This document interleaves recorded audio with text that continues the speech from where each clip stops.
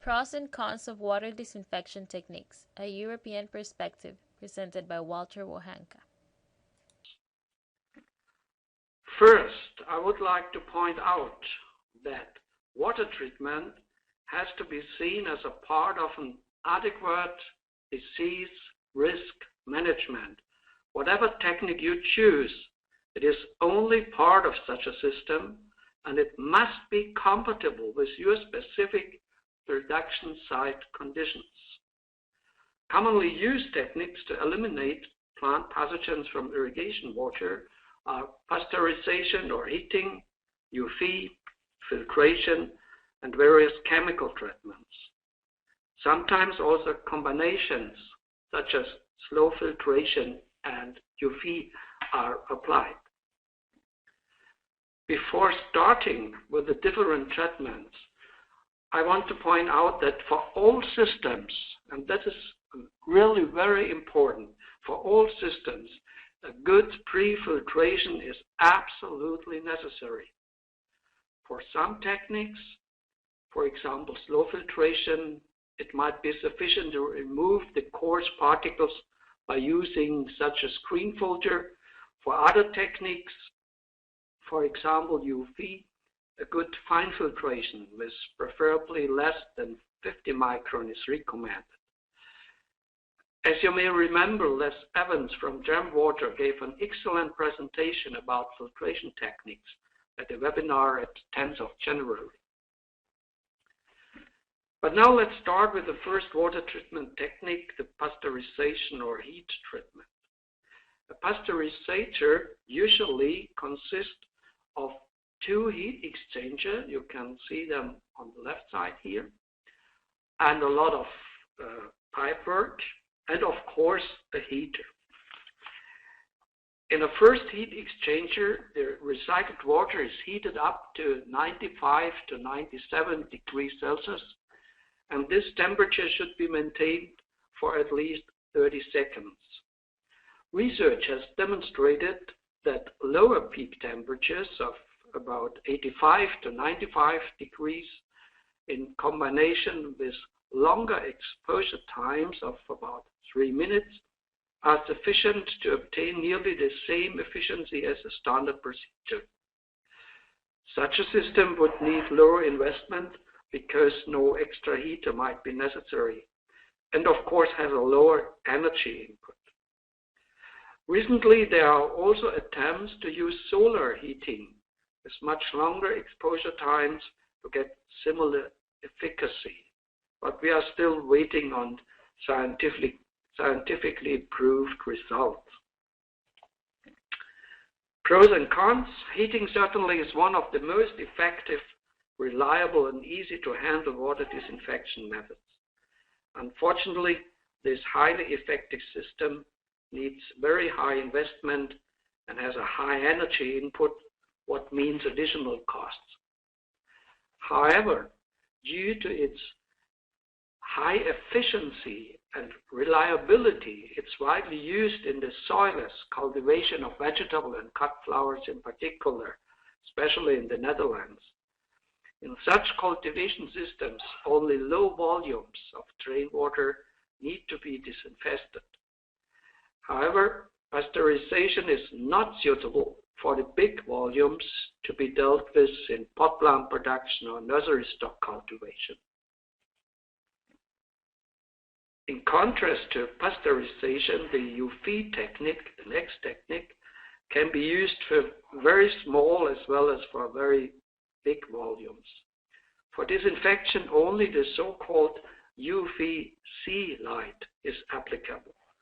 It is short-waved light in the range of 200 to 280 nanometers and has its highest microbicidal activity at a wavelength of 245 nanometers. 54 nanometers, sorry. The UV light might be produced by low or high pressure mercury vapor lamps. Both types are possible, but in horticulture, usually low pressure lamps are used. The pathogens and their various structures differ in their sensitivity against UV light. Therefore, dependent on the target pathogens, different UV intensities are required.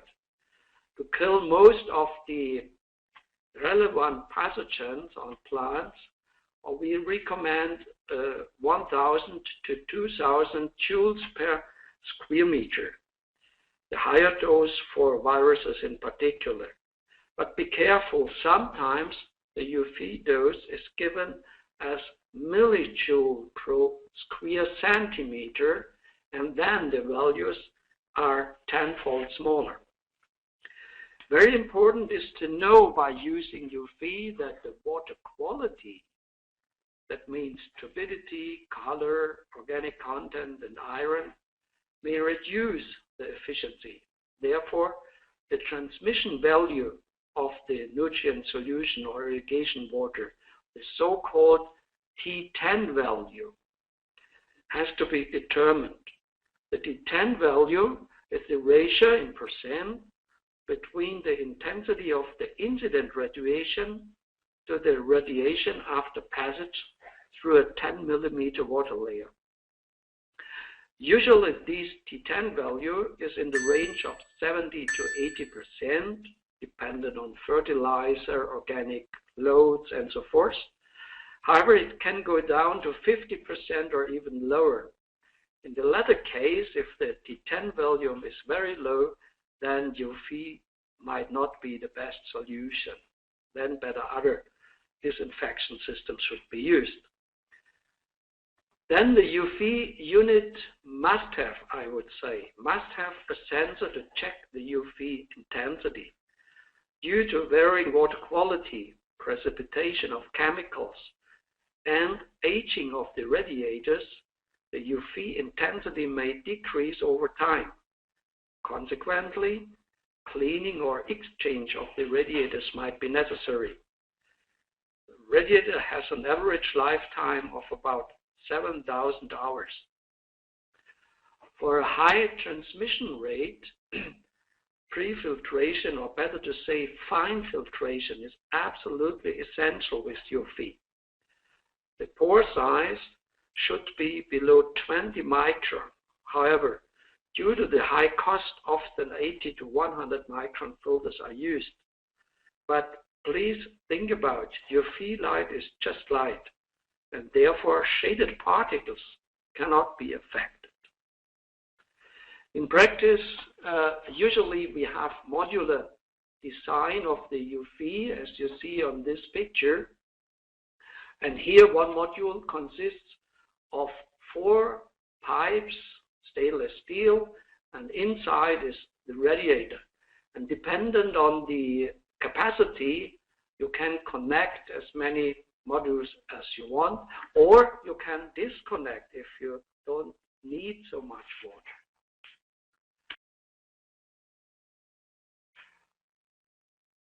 If UV is used properly, it has a high efficiency against all pathogens, including viruses and even nematodes. And it is available in a wide range of capacities. It's variable by the modular design. And of course, the UV systems usually are easy to install and to monitor.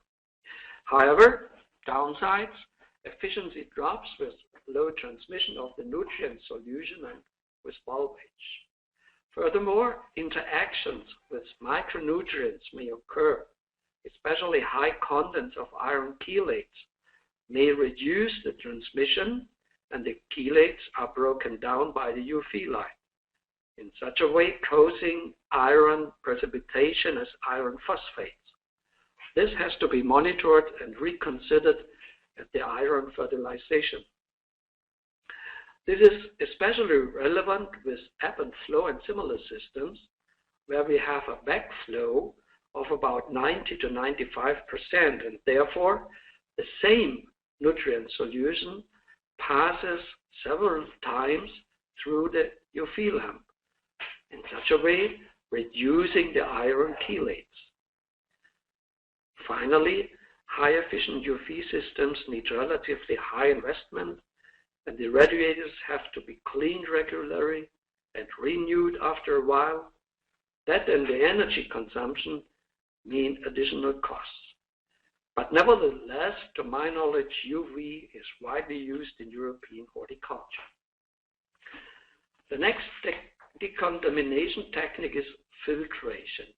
From the various filtration techniques, only slower biofiltration is widely used in horticulture for sanitation of irrigation water. It is a really very simple technique. A slow filter is just a layer of fine sand or other filter material supported by a drainage layer of graded gravel. Most important is that the raw water percolates very slowly through the filter bed. That is a key factor. The flow rate should be about 10 to 30 centimeters per hour, indicating a filter capacity of 100 to 300 liters per square meter filter surface an hour. So a slow filter is a surface filter. That means the capacity depends only on the filter area and the flow rate and not on the thickness. For example, usually 5 square meter filter area is required to produce 1 cubic meter clean water per hour. Despite the 200-year-old history of slow sand filtration, the working mechanism of water purification is still not fully understood. However, it has become evident that it is not only a mechanical straining effect, there are physical, chemical, and biological mechanisms involved. Soon after the filter process begins, a so-called Schmutzdecke, I like it. It's one of the few German words used internationally, and you can try to pronounce it correctly. The so-called Schmutzdecke forms on the top surface of the filter bed.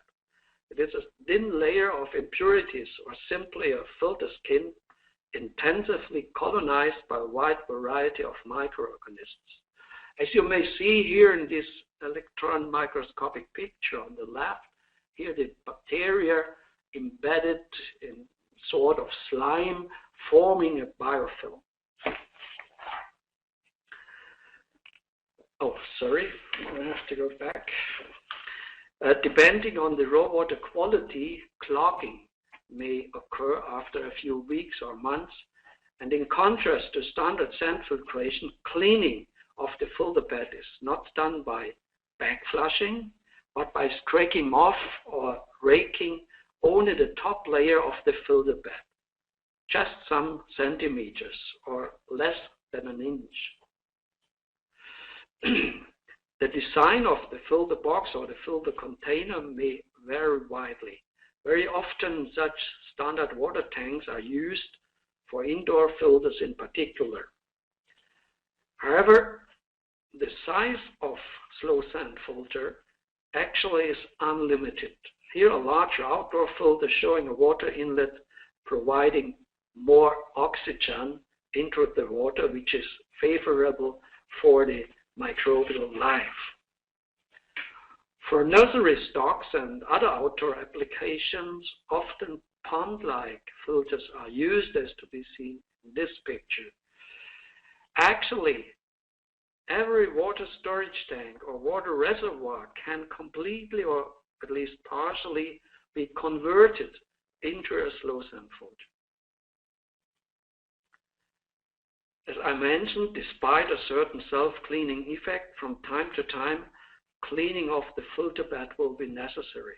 In contrast to other filter systems, a slow sand filter should not be backwashed, and it is not necessary to clean the complete filter bed.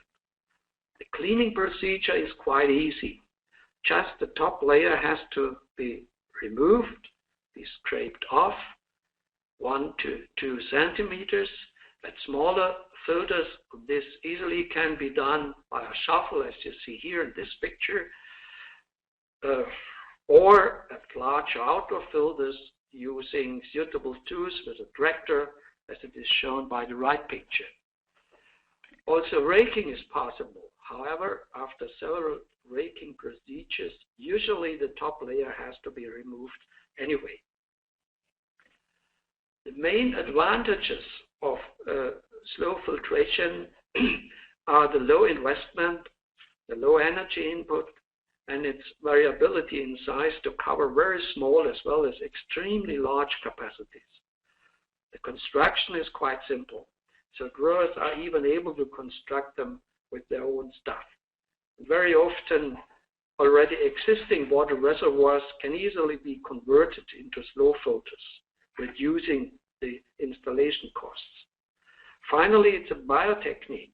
Some growers use this fact to improve or complete their green image.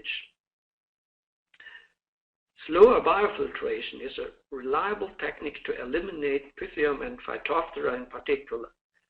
And the practical conditions, to my experience, also bacteria and fungal spores are removed sufficiently. However, efficiency against viruses and nematodes is limited. But the main limitation of slow filtration is the high area or space consumption for high capacity filters. Because the capacity of a slow sand filter depends directly on the filter surface, not on the filter thickness. Not always the required area is available in horticultural operations.